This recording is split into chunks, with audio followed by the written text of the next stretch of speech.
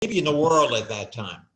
Of course. Well, I met people that were out of college working on Wall Street, but they were still love basketball. So unfortunately, these guys would have to drive me in. And next thing you know, what do they do after the game or the practice? We're at a bar until 4 a.m. It was Carnegie's bar right next to the Carnegie Deli, which I don't think is there anymore. So no, Carnegie closed. Quite an experience. Wow. Yeah. Wow. Who was the basketball coach at Riverdale? Yeah, I was gonna say, you know what? I'm glad you asked me that because I don't remember. Do you? No, you didn't look at it. I don't. Who was our basketball coach in 78, 79, 80? Was it Lions? I remember this, though. He made us do duck walks. And you know, any athlete or any coach or any physical trainer would say that's probably the worst thing in the world for you to do duck walks. Right. Wasn't it Coach Graham? Yeah, it was Coach Graham, Bill right? Graham was not my coach. Oh. But he was kind of my mentor because he was a city rat and he was a basketball. He loved city basketball. So he took me into the city and we played against those guys that are legend. Herman the Helicopter Knowles. Wow. These guys, probably all dead by now. But it was just a thrill to go into the city and play against some of these New York legends, and that really got me excited. If I could play for one team, it was St. John's, and I was lucky enough to do that. How did Carnesecca find you? Well, actually, through Bill Graham. Really? Bill Graham said, "I got a guy who's 6'11", and he probably said, I don't know if he can play, but he is 6'11", and so we met him and. I don't know if he broke the rules or did something, but there was somehow where he saw me play a little bit and said, let's do this. So, Coach Graham was a legend when we were in high school. Yeah, exactly. And he spent half his history class talking about you, Billy. What's that? He spent half the history class talking about you. Yeah. How he discovered you, how he took you to the city. We're like, I wonder if any of that's true. Well, I guess it all is. The other half he spent just drinking at lunch. He was like famous for going like lunch with the other guys and drinking at Grimstad's. Yeah. I remember this though. He had a legal recruiting lunch, and so Coach Carnesecca's there and the assistant coach Butch Kress, and we're at this place that had a linen tablecloth, and I'll never forget this. He goes, Billy, and he starts writing with a pen on the linen tablecloth. I'm saying to myself, my mother would kill me. And this was, it was part of his act. Which side you want to be on, the strong side, the weak side? And I said, man, this guy's got power. If he can write on this tablecloth. That was pretty fun.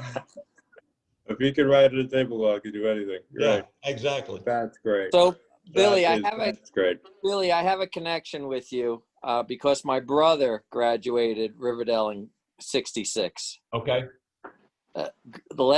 His name was Greg Pogue.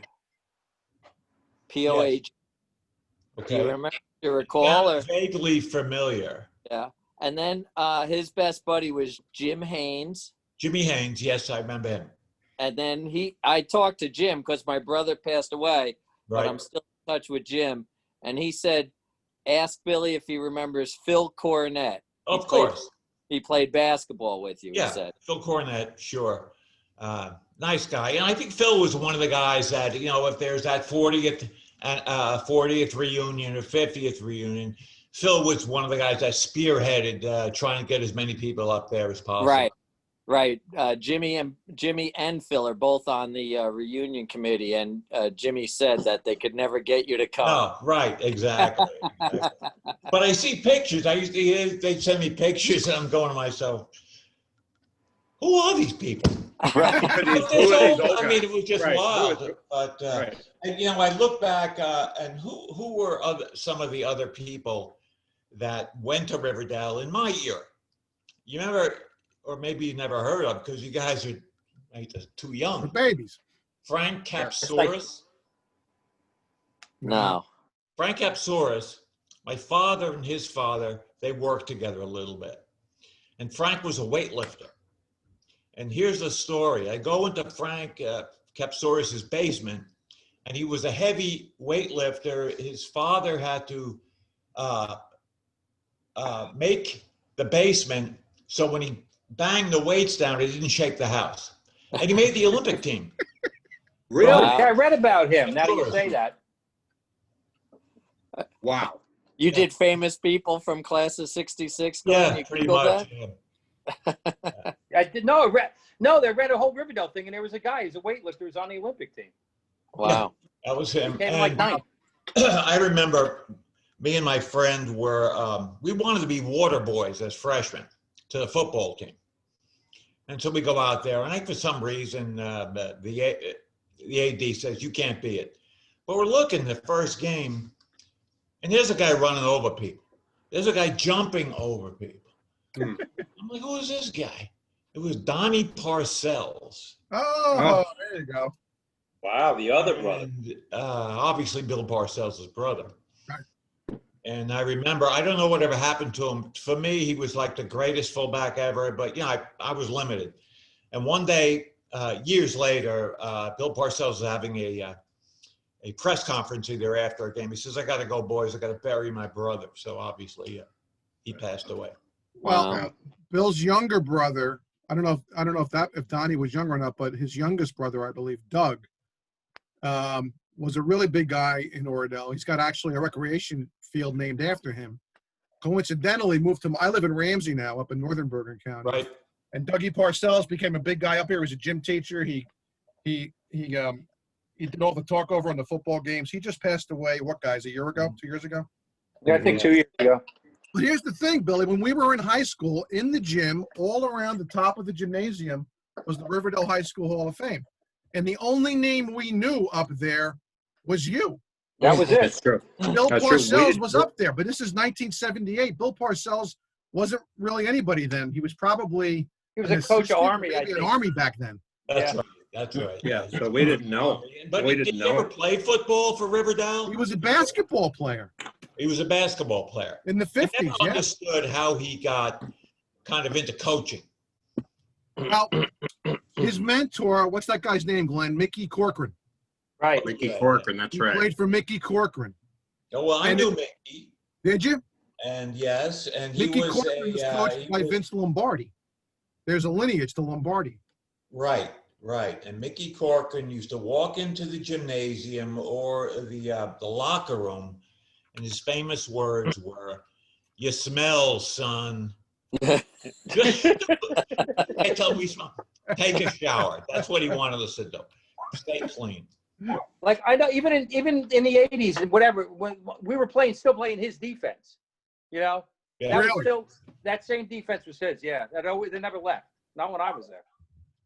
But I always say Bill Parcells, luckiest thing about that guy, he actually knew Lawrence Taylor.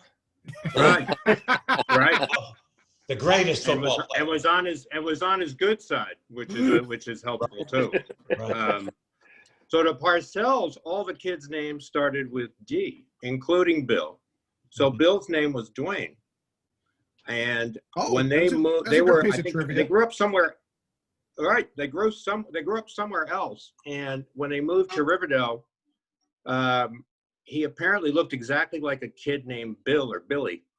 And so everybody would just call him Bill. And Really? I never knew that. He kept the name. Yeah, it's not his name's not Bill. It's Dwayne. I'm pretty sure it's Dwayne. It's something with a D. Wow. Anyway. Dwayne Parcells, the great giant coach. Well, we hey, the guy was a local guy and he did very well. And he was the character, just like most Northern Jersey guys. Absolutely. And that's why we love Trump so much, because people go, why is he saying these idiot things constantly? Why? Why? Because he's from one of the boys. He's from the neighborhood. Now listen, he hung out at Hagler's. Did you go to Hagler's, Billy?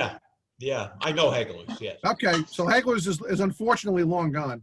Right. Now, when we were in high school, we were joking about this. When we were in high school, you could get breakfast at Hagler's, 2 eggs, toast, and coffee and potatoes for 99 cents when we were in high school. When you were in high school, it must have been a quarter, for God's sakes.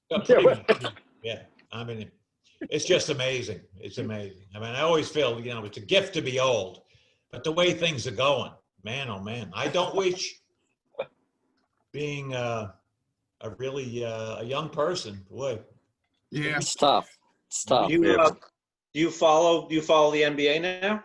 To a certain degree, yes.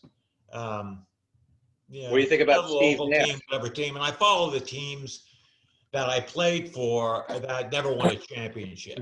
So I root for the Utah Jazz, but Spurs have won championships, Rockets won championships, and then Nets. Right. I root for the Nets. They could be good in a couple of years, and I always root for the Utah Jazz because that was a good place, nice people. Yeah, that What do you seems like think it. about Steve Nash, the coach? And the coach up there, when I was there, was Fat Frank Layton. Oh, Yeah, Frank Layton. He was Niagara coach. And so they were sister schools to St. John's. I think they were both Jesuits or whatever they were. And, Do you still have any contact with Lou Carnesecca? He calls. You can just see him at home. The guy's 94 years old. And so he'll talk now at 94, and Billy, how you doing? You were always one of my favorites. I'm saying to myself, yeah, Chris Mullin was your favorite. Yeah. Who wouldn't want Chris Mullin? But he calls it, and now he talks about the guys at St. John's from the 50s. I'm like, yeah, I can see. Like, well, he's got That's unbelievable. It was really great to talk to you, and he keeps moving on. But he was a legend, and another legend just passed.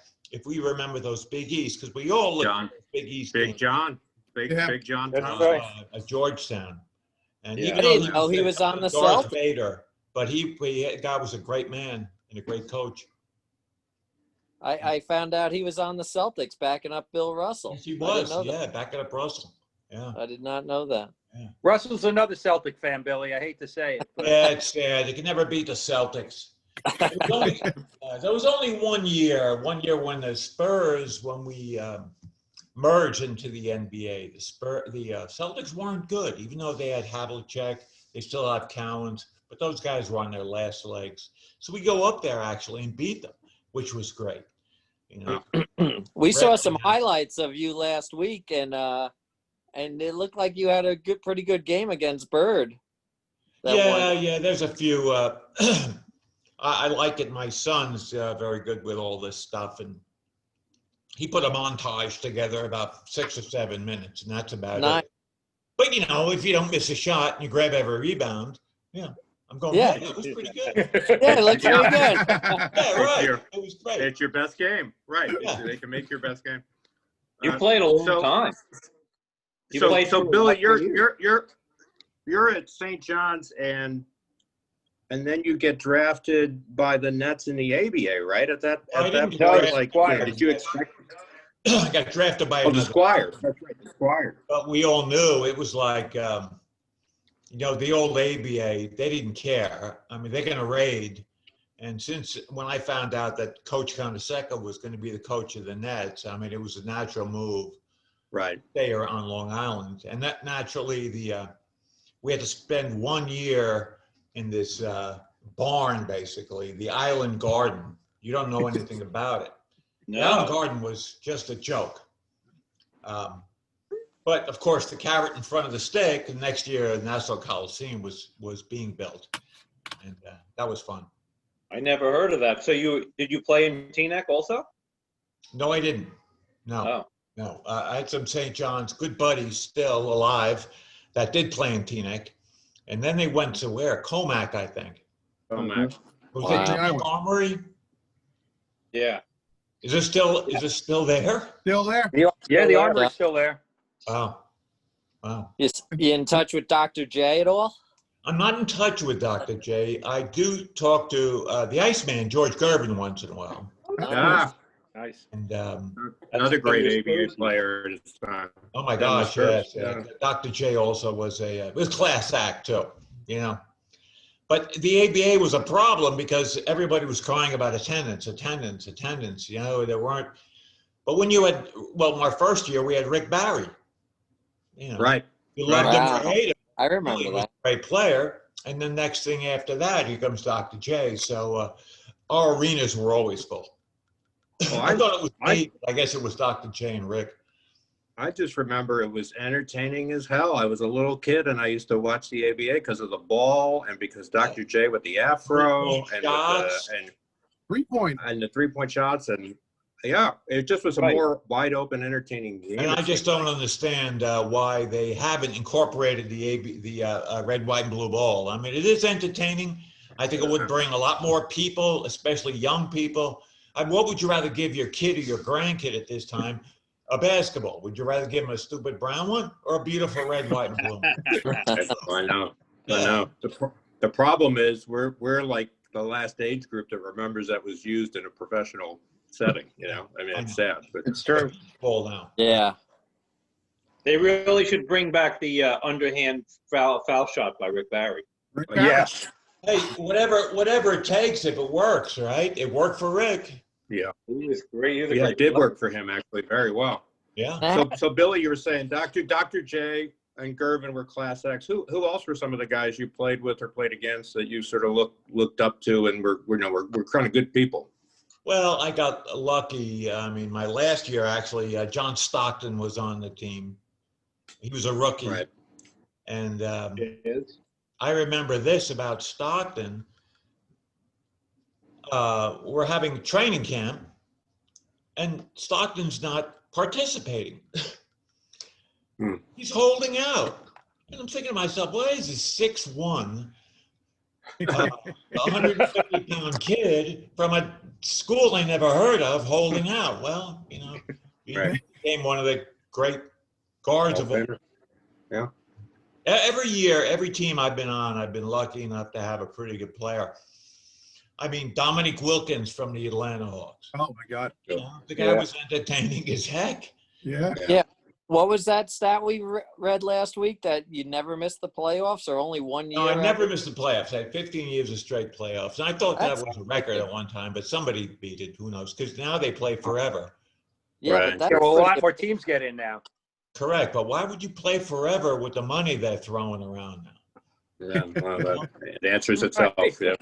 Good point. Yeah. Yeah. I So- mean, Curious, do you I have- remember how much you signed your first contract for? yeah, I do. How much? I don't want to tell you. No, it's all right. I signed a What's it do 3-year you? contract for $100,000. I'm out. Round it off. So let's say a little over $30,000 a year. Yeah. Well, back in 1970, Good number. That's not bad. That's not not too bad. bad. Not too bad. And so yeah, there was really only one or two players maybe on each team that was making what I would call big money today. But Real money. Yeah. now it doesn't matter. So Billy, I gotta ask the flip side of that question, which was, who are the whats that you played with? I mean, were there guys that you just you think of them and you still wince? I mean, you're just bad guys. Yeah, there were. I mean, when I first started in the ABA, there were you could take a foul, and there were a lot of quote unquote thug players Right. who half their game was they would beat you up. Right. And I remember there was one guy, John Brisker, who played, I think, for Pittsburgh. Anyway, whatever team. And when he took a foul, he would, like John Roach, who was a pretty good player from South Carolina. He actually won MVP of the ACC, came on the Nets. And he would throw John up and down the court like he was no tomorrow. See, my mother was smart, though. She wrote a letter. There was an article in the paper. She wrote a letter to John Brisker and said how much we like you, and here's the article. So Brisker stayed away from me. It was great. Nice. And of course, we had the ultimate, if you want to call him a crazy person. That was Wendell Ladner. Right. I remember Wendell Ladner. Yeah, Yes, I it's do. hard to forget Wendell. Wendell looked like. Right. That's how good.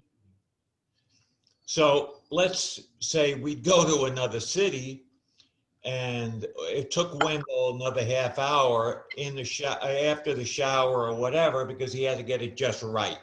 Right. Then he would say, we'd be taking cabs or something. He'd say, Billy, hold this for me. I got to go out. And whether it was his jewelry, his watch, or whatever, he's going out. Yeah, Wendell work. Great move. So there was in the old ABA, there was a lot of characters, no question about it. Well, and the whole time you played compared to now, I mean, it might as well be football compared to now. I mean, it is quite remarkable how the game has changed. I mean, it's so interesting that these guys are so proficient at the 3-pointer. Oh yeah. That the shooting has gotten that much better, but yeah, you Yeah, can't. but it's almost like you brought the 3-pointers in from the ABA, and it was an exciting thing. But now it's like out of hand the way they Well, don't it's even out have of it. hand, but Jack 'em up, yeah. you'd rather have 3 or 2. I mean, you'd rather have 3 with a proficiency rating around 50%. I mean, look at the Golden State Warriors when they were cooking. My gosh, That's true. these guys getting 30 points a quarter. right. Harden threw up a lot of bricks last night, though. Correct. If you watch the game, it's a little different in that bubble area. But hey, It was a great game, though. The Rockets Thunder game last night. That was unbelievable. I didn't see that game. I watched the game before, and it was just at the end. I mean, it's the same old story. Now I'm a critic, you know. And they're Only have to watch down the by last 2, and all of a sudden, what do you foul the guy? You know, they're down by 3. Do you foul him or let him shoot a 3? You know, so it's interesting. Still fun. Yeah. You know, it seems to me though, like back in the days you played, you know, when we were growing up watching the games, somebody would get hot and somebody would come and take their legs out. You know, I mean, Right. it was almost like, you know, if guys couldn't get uncontested shots the way they seem to now, but I don't know, maybe that's just me being old, but it just seems different. The thing is,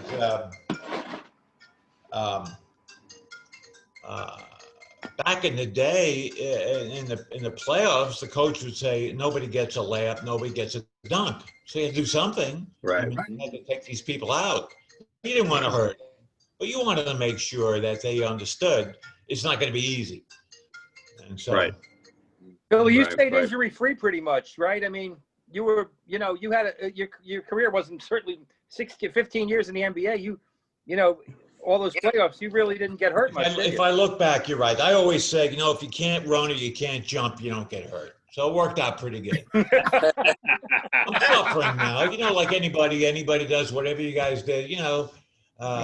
You're a white guy from Bergen County. How much can you jump, for God's sake? That's what I'm saying, yeah. So we all have our aches and pains, and believe me, it won't get easier. Yeah, we know. Trust me, we know. Yep, I know. But did you didn't have any big injuries, so did you, Billy? Not Like, I mean, really, I'm sure you no. got your ass kicked. The only thing that happened to me is 10 years after I retired, my Achilles finally went out and just blew away, and that was a rough one. But it wasn't during the season, so you got lucky. And who gave you the name the Whopper? Oh, there you go. I don't know. It was college. It was college. Either I'm eating 2 Whoppers, but I tried it spinning, you know. It takes 2 hands to handle a Whopper. I don't know what that means. All right. You know. Burger King never came along and gave No, you know what? Deal, did they? That's right. My Leverage agent that one. never approached them, but maybe I wasn't big enough to get that. I doubt let me that. tell you, They made a big in northern New Jersey, you'd have sold some burgers, my friend. That's Absolutely. Maybe Long Island too. Yeah. Maybe Long there you Island, go. too. There you go. Let me just jump in. So we've only got 5 minutes left on the call. So Wow, that was quick.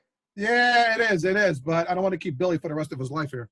hear you. So Yeah, you're in Texas now. You're in the car business. You're right. Yeah. I'm sorry. Go ahead. So what's your family situation in Texas now? You're working in the car business? Yeah, I am in the car business. I've been here. They put up with me, and they like to keep me around, so that's okay. Somebody recognizes me once in a while. My family situation: 8 months ago, my wife died. Oh, my goodness. I'm sorry, I didn't know that. Sorry, Billy. And that was it was as you can imagine, very traumatic. At the time, I had a 14-year-old. Wow. Wow. Girl. And so with that, now she's 15. My son, who is 30, with his pregnant wife, say, I'll help out. They move in with their 4 dogs, Oh, with their Labradors. So now the house is full. holy cow. Now I have just right before this, I had my grandson on my lap, 6 months old. Oh, Yeah, and we're trying to naturally navigate. And thank God these guys are they've done a great job with me, and they help my daughter navigate, excuse me, through virtual learning and all that stuff. Yeah, So, right, Yeah. right. So, Well, they've been that's a a lot great of change in a help. short period of time. Yeah. those ever. Well, thank God you got your family with you, and Yeah, especially now. absolutely. Yeah. I'd say, Wow. no question. Absolutely. Fantastic. We got about 3 minutes left. Anybody want to fire one more out to Billy? Any words to Jimmy Haynes and Phil Coronet, Billy, that I can pass along? Absolutely. Getting old is a gift. Because it beats the shit out of the alternative. That's That's exactly right. We got to watch ourselves. But yeah, this has been. But where is everybody? Where? I'm in Tuxedo, New York, I'm right in- up the road from Bergen County. Oh, so you're rich. Okay, good. Keep going. I'm in Ramsey. I'm Ramsey. 10 minutes north of River Edge in Ramsey, still a Bergen County guy. Okay. All right, I'm I'm in in Park Berkeley. Ridge, New Jersey, right up Kindercamack. Okay, cool. And I'm in Berkeley Heights, 30 minutes west of Newark Airport. Okay. And I'm in LA, Billy. I'm the outlier. Oh, you are. Where in LA? Right, just moved a couple weeks ago down to Seal Beach. Seal Beach. All right. Yeah.